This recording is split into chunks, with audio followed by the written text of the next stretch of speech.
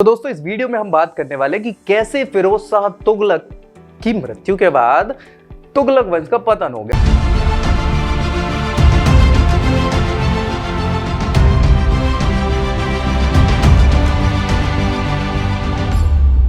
और कहीं ना कहीं ज्यादा समय ये नहीं चल पाया। कौन आया तो हमने पिछली वीडियो में चर्चा कर चुकी थी कि फिरोज के बाद, अच्छा फिरोज जो है फिरोज शाह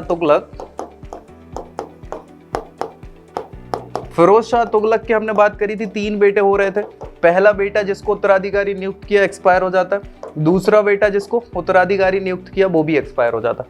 तीसरा बेटा बचता है जिसका नाम है मोहम्मद शाह। ठीक है, सो मोहम्मद शाह को उत्तराधिकारी बनाना चाहिए था, लेकिन ऐसा हो नहीं पाया। फिरोज शाह क्या करता, अपने बड़े बेटे फतेह खान के जो बेटा है उसका नाम था, मतलब इनका पोता हो जाएगा, क्या नाम था, तुगलक शाह। क्या नाम है, तुगलक शाह। तो तुगलक शाह को गद्दी पे आसीन या उत्तराधिकारी बना देता है। आप याद रखिए दूसरे बेटे का भी एक लड़का है जिसका नाम है अबू बकर। ठीक है, अबू बकर। तो अबू बकर, अब ये दोनों ही आपस में लड़ाई झगड़ा करते हैं। पहले शुरुआत में तुगलक शाह 88 से 89 था शासन करता है। उसके बाद अबू बकर इसको पराजित कर देता है, मार देता है।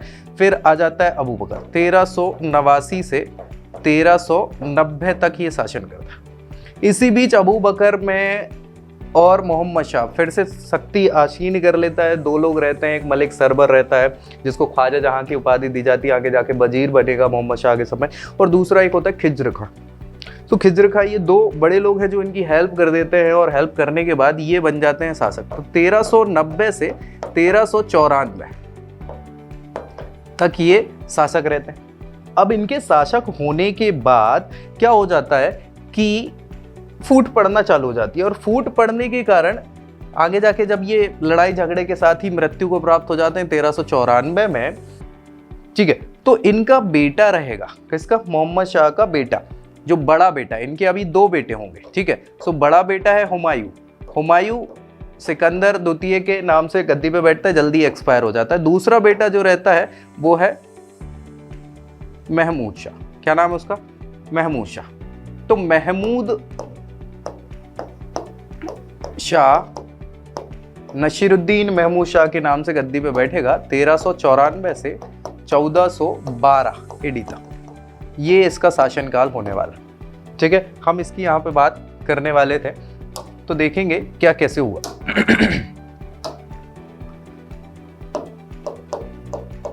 नसीरुद्दीन महमूद शाह 1394 से 1412 एडी। ये शासनकाल कहने को है, लेकिन ये शासन उस हिसाब से कर नहीं पाया। देखो यहाँ बहुत सारी अलग अलग परेशानियां आ जाती हैं। यहाँ गुट बन जाते हैं, षड्यंत्र होना चालू हो जाते हैं। आप देखेंगे तो यहाँ पे एक तो मुकर्रब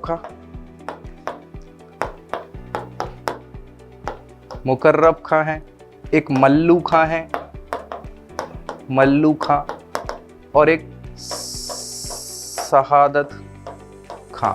ये तीनों लोगों के अलग अलग ग्रुप बन जाते हैं। शहादत का आगे चल के क्या हो जाता है, नसीरुद्दीन महमूद का वजीर बन जाता है। अब ये जब वजीर बन जाता है तो भैया होता ये है कि मल्लू खां और मुकर्रब खां, मल्लू खां कोशिश करता है कि जो इससे पहले मैंने आपको बताया था, ये तुगलक शाह जो था, जो राजा बनता है, तुगलक शाह का छोटा भाई होता है नशरत खां। क्या नाम रहता है, नशरत खां। तो नशरत खां को वो नासिरुद्दीन के नाम से गद्दी पे बिठाने का प्रयत्न करता है कि भैया ये उत्तराधिकारी होना चाहिए। ठीक है, सो इसके कारण मल्लू खां को बाद में क्या किया जाता है, पराजित किया जाता है। मल्लू खां मर जाता है। फिर शहादत खां, अच्छा ये महमूद शाह और शहादत खां जाते हैं विद्रोह दबाने। जब वापस आते हैं तो मुकर्रब खां कब्जा कर लेता है दिल्ली पे, और कब्जा कर लेता है, इनको घुसने नहीं देता। ठीक है, तो फिर इनको क्या करना होता है कि महमूद शाह इनकी कुछ बातें मान जाते हैं कि ठीक है भैया आप जो बोल रहे हो हम मान जाते हैं मुकर्रब खां की, तो तो इससे शहादत खां गुस्सा हो जाता है, तो शहादत खां फिर से वही नसरत शाह के सपोर्ट में चला जाता है, फिर बाद में इनको भी बुला के मरवा दिया जाता है, तो खत्म। बचता कौन है? मुकर्रब खां। अब मुकर्रब खां के साथ समस्या ये थी कि हमने बात करी थी एक व्यक्ति जो इनके पिताजी का खास था, ख्वाजा जहां, है ना।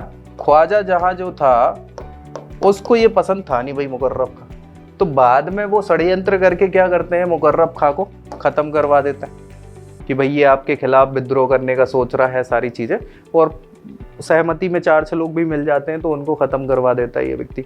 आगे जाके क्या होता है, ख्वाजा जहां, अच्छा मल्लू जहां मरता नहीं है, ये बच जाता है, इसको मारने का प्रयत्न करते भाग जाते हैं तो बच जाता है, फिर बाद में मरेगा ये 1205 के आस 1405 AD के आसपास। अगर ये नहीं मरता तब तक फिर भी थोड़ा माहौल ठीक चलता है, लेकिन आदमी एक्सपायर होता। ख्वाजा जहां फिर यहाँ जाके कहीं ना कहीं वजीर के पद पे आसीन हो जाते हैं और सारी चीज़ें। लेकिन महमूद शाह के समय हुआ कुछ ऐसा कि फिरोज ने जो अपना साम्राज्य स्थापित करा था उसमें गुजरात में अलग शासक बना दिया था, बंगाल में अलग शासक बना दिया था, है ना। तो वो सारे शासक अपने आप को यहाँ पे क्या कर देते हैं, स्वतंत्र घोषित कर देते हैं। अब स्वतंत्र घोषित करते हैं तो माहौल फिर गड़बड़ हो जाने वाला था, और इसी समय आग में घी डालने का काम, या मान लो ये कि सिर मुड़ाया और ओले पड़ गए वाली कहानी यहाँ पे ऐसी हो जाती है कि तैमूर का आक्रमण हो जाता है भारत में। तैमूर भारत में आक्रमण करेगा 1398 AD में। 1398 AD में ये आक्रमण करता है, तब तो मल्लू खां था। मल्लू खां और ये सब लड़ाई भी करते हैं और हार जाते हैं, भगते हैं, तो ये गुजरात भाग जाते हैं। महमूद शाह और सारा वो दिल्ली में लूटपाट करता है, सब कुछ करता है। एक नेक्स्ट वीडियो में बनाऊंगा, तैमूर पे अलग से ही बनाऊंगा कि कैसे क्या सारी चीज़ें होती है, ठीक है। उसके बाद से क्या होता है कि जब ये वापस जा रहा होता है तो एक व्यक्ति होता है खिज्र खां, हमने बात करी थी खिज्र खां। सो खिज्र खां इनसे तैमूर से दोस्ती कर लेता है, अधीनता स्वीकार कर लेता है, तो पंजाब एवं सिंध के आसपास का क्षेत्र खिज्र खां को दे दिया जाता है। वो सालाना कर वसूल, मतलब जो कर था वो टैक्स वगैरह देना स्वीकार कर लेता है कि ठीक है मैं आपको टैक्स देता रहूंगा, सारी चीजें करता रहूँ। तो यहाँ पे ये व्यक्ति हमें इसलिए याद करना है कि यही वो व्यक्ति होने वाला है जो आगे चल के क्या है, खत्म हो जाएगी तुगलक डायनेस्टी, चालू होगी खिज्र खां के द्वारा सैयद डायनेस्टी, ठीक है। तो यही वो व्यक्ति है। अभी इसकी हम बात करेंगे जब तैमूर की बात करेंगे ना नेक्स्ट वीडियो में पूरी बात। इसके बाद जब ये चला जाता है फिर कुछ समय तक अस्त व्यस्तता दिल्ली सल्तनत पे बड़ी रहती है, ये परेशान होते हैं। पहले ये भैया गुजरात जाते हैं तो गुजरात के जो राजा रहते हैं महावत खां हैं, वो भैया इनको बहुत परेशान करते हैं, सारा बहुत बेइज्जती टाइप की करते हैं। फिर ये मालवा पहुंचते हैं तो मालवा में दिलावर खां के यहाँ भी इनको कोई बहुत उचित व्यवस्था मिलती नहीं। जौनपुर जाते हैं, जौनपुर में भी इनका स्वागत उस हिसाब से होता नहीं। फिर बाद में मल्लू खां स्थिति जब तक दिल्ली की ठीक कर लेते तो इनको बुलाते हैं, तो 1402 में ये वापस से राजा बनेंगे दिल्ली के। लेकिन फिर वही 1205 में मल्लू खां एक्सपायर हो जाएंगे, तब फिर स्थिति सुदृढ़ रहती नहीं है, ढंग से माहौल चलता नहीं है। ख्वाजा जहाँ भी एक्सपायर हो जाएंगे, तो ऐसे कर करके इनकी शक्ति क्षीण हो जाएगी, सब खत्म हो जाएगा माहौल। और इस खत्म माहौल के तहत ये खत्म हो जाएंगे 1412 में।